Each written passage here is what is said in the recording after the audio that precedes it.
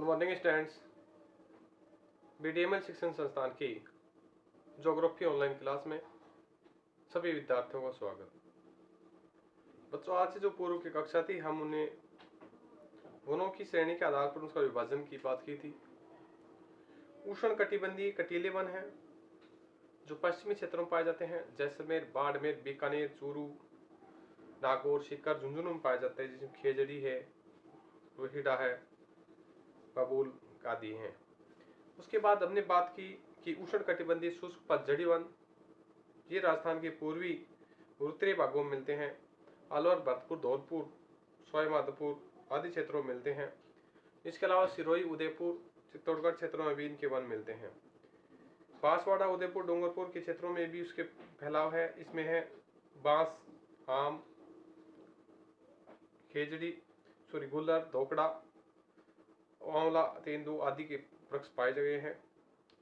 इनके अलावा हमने पर्वतीय वनों की बात की थी। पर्वतीय वन केवल सिरोही जिले की आबू पर्वत श्रृंखला पर मिलते हैं। इन वनों की जो स्थिति है वो काफी अलग स्थिति में है, क्योंकि सदाबहार और अर्ध सदाबहार वनों की श्रेणी में पाए गए हैं।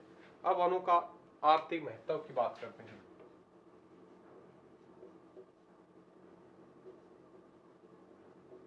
आर्थिक महत्व।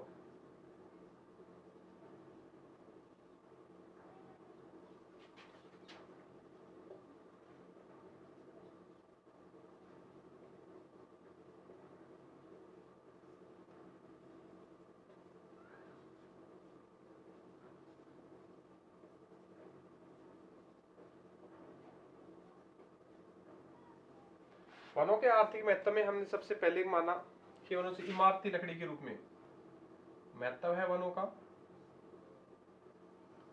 इमारती लकड़ी,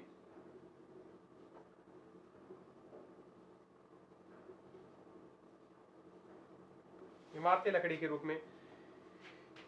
इसके अलावा ईंधन हेतु तेंदुपत्ता, बांस, गोंद, वेलाक, घास और महुआ औषधीय पौधों के आधार पर वर्गीकरण किया गया। इमारती लकड़ी में राजस्थान में सागवान, धोकड़ा, राजस्थान में जो वन है सागवान के, ढोकड़ा के, सालर के, शीशम के, बबूल आदि के वृक्ष मिलते हैं। इमारती लकड़ी के रूप में काम आते हैं, जो बहुउपयोगी फर्नीचर बनाने के सहायक है। राजस्थान में जो सागवान वन का जो प्रतिशत है सर्वाधिक है। 12% भाग पर सागवान के वन मिलते हैं। इसके अलावा 6% भाग पर सालर के वन मिलते हैं। सर्वाधिक शीशम की जो स्थिति गंगानगर में, सागवान बांसवाड़ा में, डूंगरपुर, चित्तौड़गढ़ और उदयपुर जिलों में प्राप्त होते हैं। तो इमारती लकड़ी के रूप में हम बात करते हैं वृक्षों का महत्व।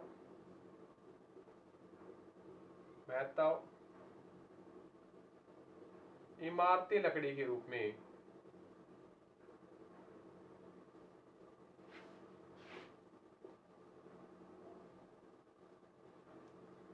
देखा गया है। इनमें सागवान, सालर,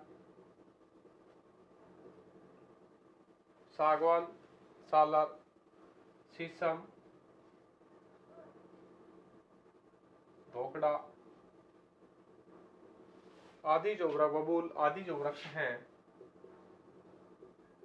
आदि वृक्षों का उपयोग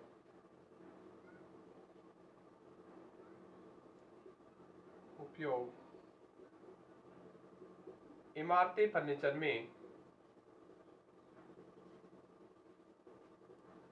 हो रहा है। ये जो स्थिति सर्वाधिक महत्वपूर्ण है। इमारती फर्नीचर में सर्वाधिक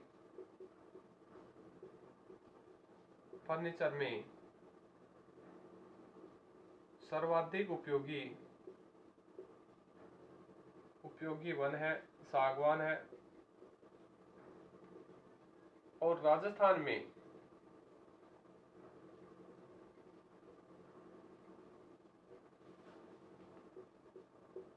सागवान वनों का जो प्रतिशत सर्वाधिक है।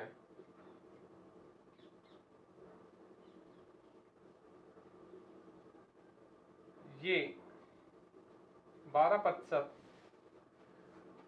भाग पर सागवान की वन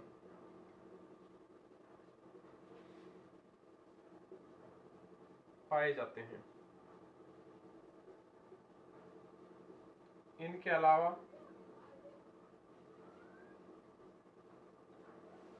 अलावा जो उपयोगी वृक्ष में है उसमें आता है सालर।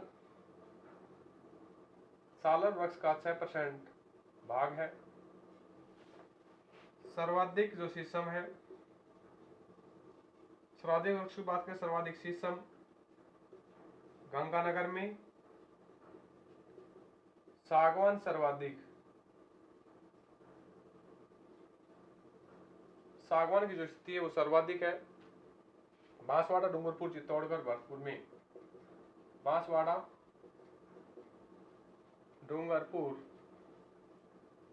चित्तौड़गढ़ और भरतपुर में है।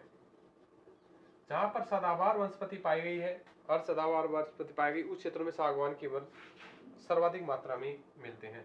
तो ये है इमारती लकड़ी में काम आने वाले सागवान, सालर, शीशम, बबूल, दोकड़ा आदि के वृक्ष है जो बहुत उपयोगी माने गए हैं इमारती लकड़ी के रूप में।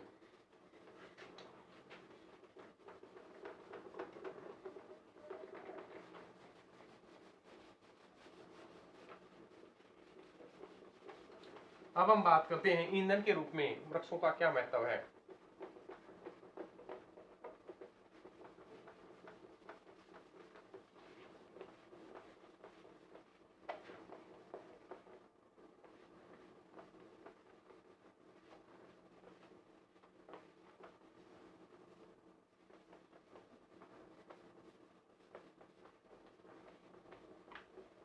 ईंधन के रूप में जो सर्वाधिक वृक्षों की स्थिति है, सेकंड नंबर पे ईंधन में कोयले का महत्व भी है।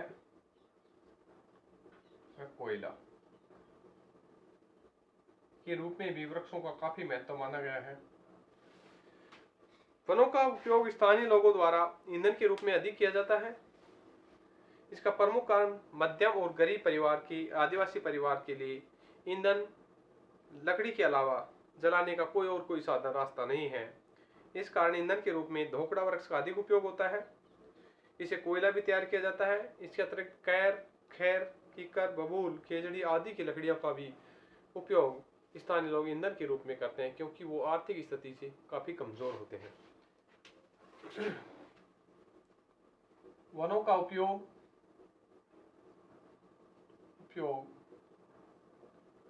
स्थानीय लोगों द्वारा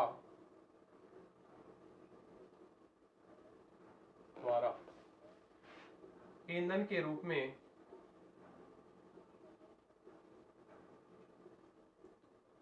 अधिक होता है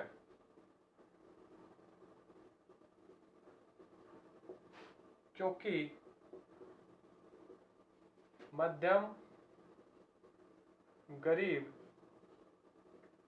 श्रेणी के लोगों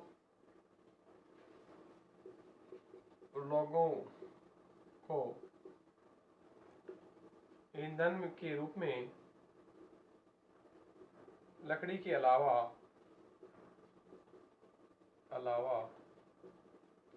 कोई साधन नहीं है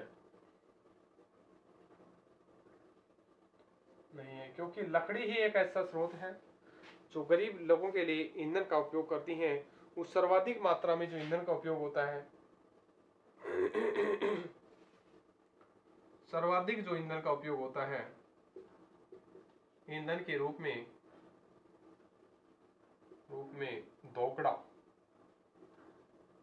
धोकड़ा के वृक्ष का उपयोग हो पाता है।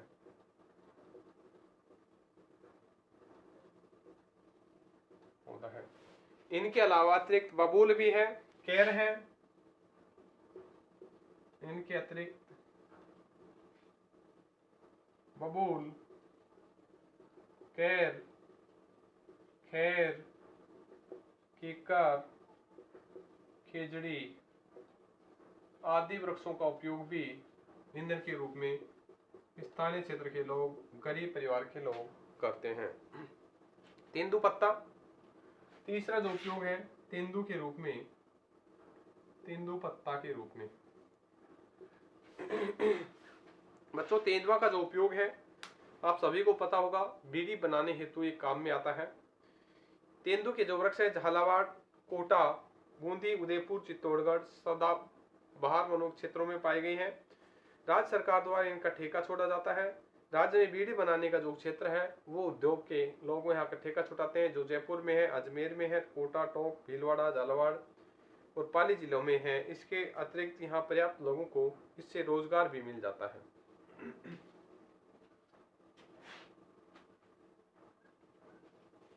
तेंदुपत्ता, इसका उपयोग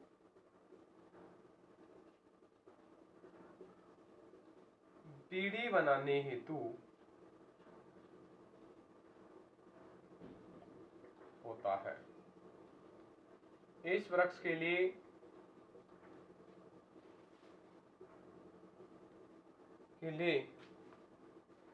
राज्य सरकार द्वारा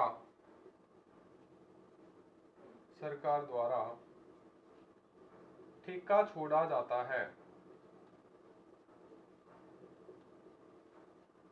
ये वृक्ष झालावाड़, कोटा, बूंदी के अलावा उदयपुर, चित्तौड़गढ़ क्षेत्रों में, उदयपुर,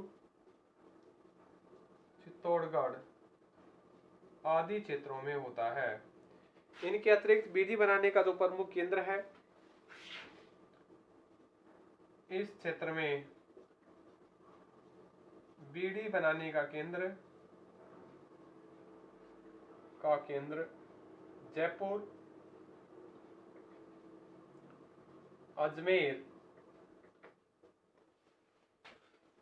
कोटा, टोंक, झालावाड़, कोटा, टोंक,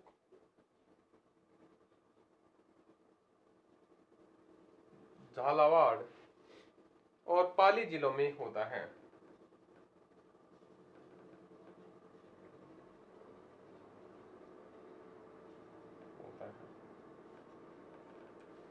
बीड़ी उद्योग से, इस उद्योग से लोगों को के माध्यम से लोगों को रोजगार मिल जाता है।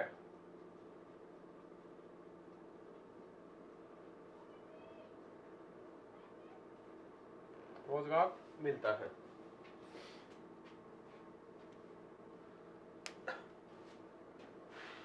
अब हम बात करते हैं बांस की।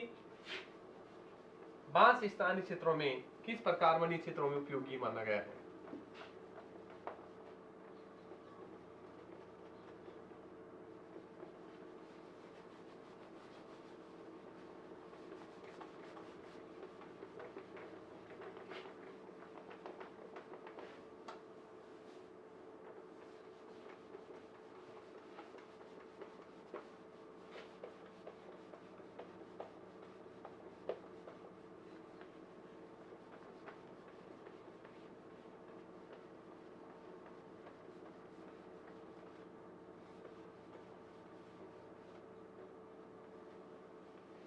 बांस,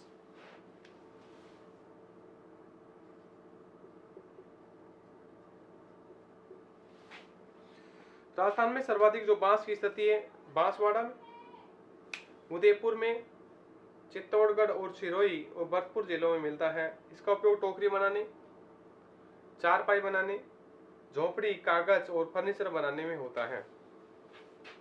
तो राज्य में जो सर्वाधिक बांस है,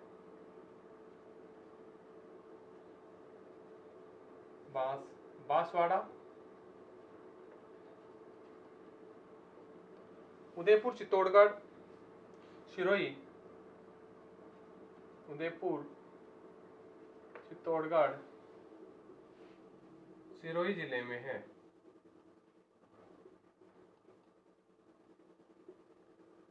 बांस से टोकरी बनाना,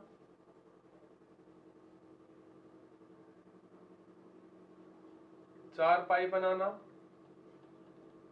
कागज, झोपड़ी आदि बनाने में इसका काफी उपयोग देखा गया है।